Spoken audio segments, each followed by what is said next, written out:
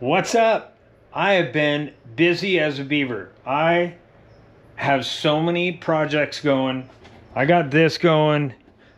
I got my first Glamis trip is 100 degrees or below in September before Sand Sports Super Show. So I'm shooting for that. I'm hoping that it's 100 degrees or lower before the Sand Sports Super Show, because I always love to go to Glamis before the Sand Sports Super Show, because then I'm just super pumped on it. You know what I mean? I've already set foot in the sand and I'm super excited. But I got so many projects going. I got the roof rack with the tent. I'm sure you guys seen that. I've been putting the car back together. I got the upper A-arms put back on. I got all new ball joints, upper and lower ball joints. And I got these powder coated from Dennis over there at Elite Powder Coating. Check them out on Instagram. Same company as UTV Speed Custom Cages. So Elite Powder Coating, check them out. I did those. I did the back trailing arms, and I'm just getting the car back together again. But I've been waiting on parts because I wanted to send this out. I just don't have the funds right now to drop $2,000 on a clutch. So Tim is learning how to do clutches himself, and it's kind of cool to learn it on your own, because if you know what's in here, sorry, I was going to show you the clutch. I'll just show you the clutches. There's all the parts. If you know what's in here, you can fix this stuff out in Glamis or wherever you are. You're pretty familiar with it, and it's kind of nice to do it in the comfort of your own house, where you can just take it all apart. You have the right tools. You can go down and get the right parts, and you understand everything here inside the clutch. And I recommend every one of you tear apart your clutch just like this, just to see what the heck is in here and what this thing is all about. So let me show you what we got going on with the clutch, okay? Here is my old, I think they call this a helix or something. I don't know all the proper names for this. But anyways, it's the outside belt part where it slides on the belt. I don't know, whatever it is. Anyways, this is where all your weights go. And I have an older model, so I have a 2017 model, and it doesn't have any replaceable slides on this. So this is essentially junk. I'm sure it would work for a minute, but it's just going to wear out even more. And when this gets worn out right here, it wears out this. It lets your pucks move around, and those little holes get oblonged out. They're pretty bad. Some of the little rollers that were in there, these little doohickeys, those were pretty bad. Here's a bunch of pieces. I don't know how this clutch even worked. Here's my center cap. I've been waiting on this piece for a long time. So you do not want to have this go out in Glamis, because I think I waited over a week for this piece. But look at this. It broke. The inside of it broke out. Pretty crazy, huh? Normally, from what I've seen in pictures, this outer ring breaks and the whole spring just kind of pops up like that, because the spring goes inside of there. And then there's a little sleeve that goes down in there. Here's the new one, and the spring, and then this little sleeve doohickey. I don't know if I can get it out with one hand. I can't. Can't get her out. There we go. It's YouTube hands. So you guys got a close-up of it there. But anyways, there's that little sleeve. I'm going to clean that off real good before we put it back in.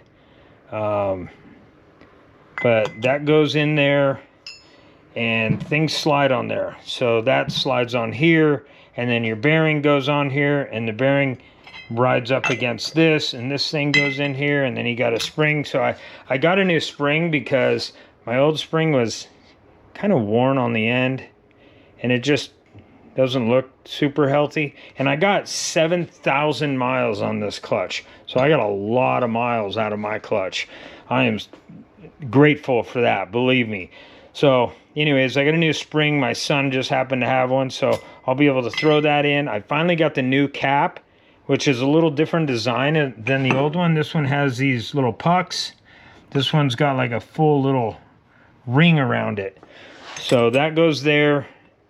bolts in there real nice. See, it sits in there real good, real smooth.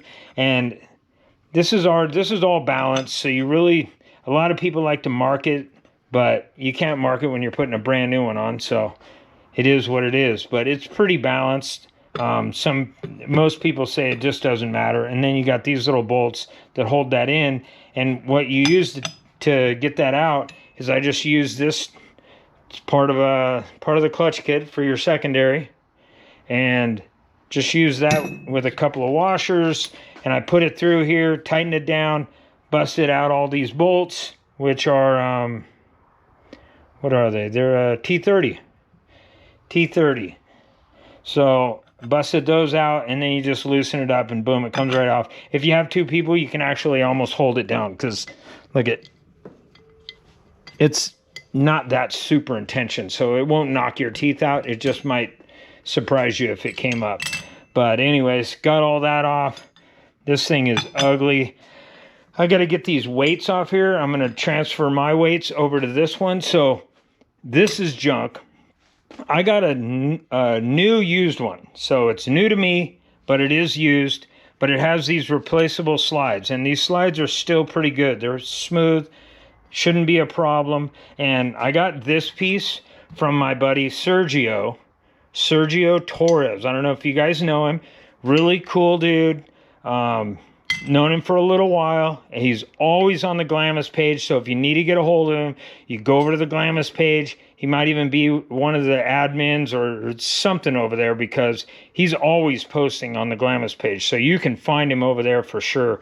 And he got me this piece, which is pretty decent. It's got a little bit of a ding right there. I hope that won't be an issue. And it's pretty smooth, pretty flat, doesn't have a bunch of concaves in it. Mine is kind of worn. You can see the little dip right there in there. So got that new piece. And then he happened to have this. He rebuilt somebody's clutch, so he does all that kind of work. And he could have done mine, but I want to do it. I want to figure it out myself, learn how to do this. So he gave me this piece, which is pretty nice, pretty good condition. I got to get some. So the only thing holding me up here is there's O-rings that go in 1, 2, 3 of these, okay? And they have little rubber O-rings, and it holds these little pucks in there just like that. And it kind of puts tension on it when you slip it in here, because this goes on like this. This goes down in here like that with all those pucks in between. Hear that wobble? If you don't put those O-rings in, it can wobble at idle. A lot of people say, but I didn't get those. I forgot to get those. I totally spaced her. This thing would be together right now. So that's the only part I actually still need is those O-rings. So I'm stoked on this. Thank you, Sergio, for hooking me up with that. I'm trading him for some sandblasting. So I'm going to do some sandblasting for Sergio and save him a couple of bucks on some sandblasting. And he helped me out with this. And probably when I get a new piece, I'm going to buy brand new of all of this eventually. As soon as I get some funding. But when I get the new piece, I'll probably just give it back to him. But anyways, let me show you Sergio, who he is. Here we go. Here's Sergio. Hey, how's it going, everyone? Well, my name is Sergio Torres. For the real people who know me, the Sand Highway King. If you know, you know. And I don't know. I'm making this quick video to let you know that I'm working for One Shot Power Sports. It's been under the wraps. Some people know. So some people don't know. One Shot Power Sports. So hey, that's who he works for. I can't. My fingers do it. Anyways, I just wanted to show you guys who he was. So you can go over there, go on Instagram. What was his page? I think it's Sergio's Mavar right there. Sergio Torres and Sergio's Mavar. So there it is. Go check him out. Go over to Instagram if you want to get a hold of him. But he gets some really good deals on some parts. My friend Shane from Straight Arrow Adventures, he just got a whole bunch of stuff from him. So really cool dude. and can hook you up with everything. I think he does even, you know, works on the cars too. So if you can't find somebody to work on your car, hit Sergio up. But thanks, Sergio, for hooking me up with these two pieces. These are the two that were holding me back. These are expensive. These are like $300 a piece. So got those. I got a new bearing, and these come pre-greased. That's what everybody tells me, and it does feel like there is a little grease in there. See that? A little shiny. So that's cool. We're not going to add any grease to that. I got the two new little washers that go there. You put those on, they go down here, and then your bearing goes on just like that. It's pretty simple how these clutches go together. And my bearing's coming apart. The little seal is coming off right there. But anyways, that drops down there. This goes on here. Pretty simple how these things go together. And then this goes on here. Oh, that was close. Look at that. It almost fell down there. That was close. Anyways, that's how it goes together. Real simple, like. Kinda simple. Something's hitting. Oh, the centerpiece. You got to put it together first. But anyways, I'm learning about the clutch. I'm learning how all this stuff goes together. To separate these two, you kind of need a special tool to do it. I do it the redneck way. I actually put this bolt, this is your puller tool that pops it off the car when you want to take it off the car. I actually put that in here, put it down in here like this, when it's all together, of course. When it's all together, and this right here, I screw it in all the way till it's only out just a little tiny bit, and then I hold the clutch in my hand, and I smack it with a hammer right here. A couple of really good hard hits, and it pops apart. But I do not condone doing that. I do it because I'm a redneck, and I know a lot of you you're gonna mess up the threads and whatever. I've been doing it for a long time, and it hasn't bothered anything. So that's how I got this apart. But you do need a specialized tool to pull this all apart. But once you get all this apart, then you can break it down. So if you have somebody that'll pull it apart for you, you can take it apart and you can work on it yourself. So Tim is learning how to do the clutch. Now, I did get, look at, everybody says, get a new bolt. I pulled this clutch off so many times to clean it. I thought, I'm going to get a new bolt. So I did get a new bolt, because the last thing I would ever want is for that bolt to break off, because that goes into your crankshaft on your motor. So I would definitely not want that to break off. That would suck. So I did get a new bolt. $30 for that bolt, by the way. $30. This was pretty expensive. I can't remember the price on that. This thing was only like 65 bucks. So not a big deal on that. But these are the big ticket items, and then you have to get all the rollers. But I think all these will do for now. So I am going to put this all back together myself. And Tim's going to see if it worked, because I got to go out in 100-degree weather, and hopefully my clutch doesn't blow apart, and I'll have a good time. So that's the project going on. That's what's been holding up this car.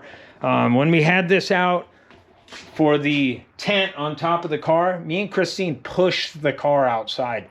You guys didn't catch it in the video. It was only a quick glimpse where you could see on the back of the car where everything was missing.